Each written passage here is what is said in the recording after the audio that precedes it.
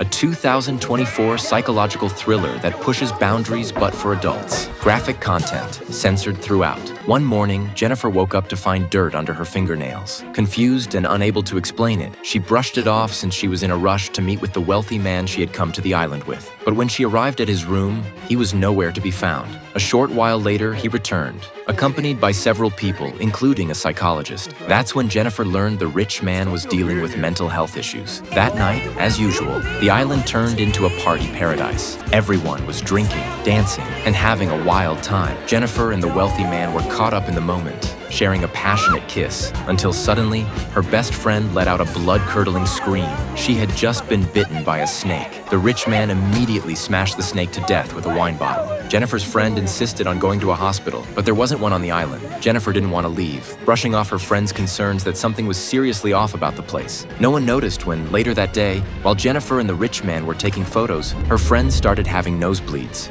The next morning, Jennifer stumbled upon a red house and found the maid she'd seen before. The maid greeted her warmly and offered her a bottle of liquor. Jennifer took a sip, only to realize it was infused with venomous snakes. The maid then began yelling at her while pointing directly at her.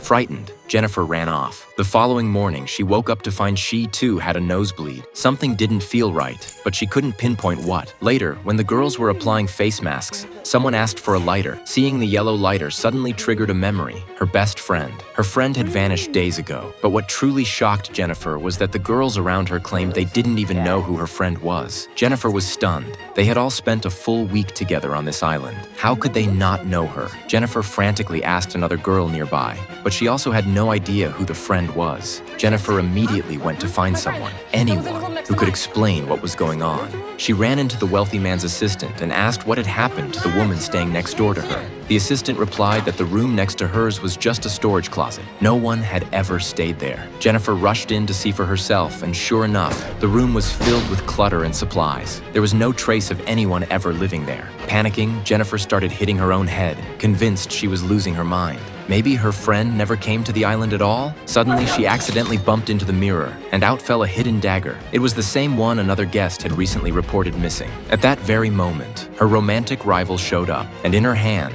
was a yellow lighter. Jennifer looked closer. Her best friend's name was written on it.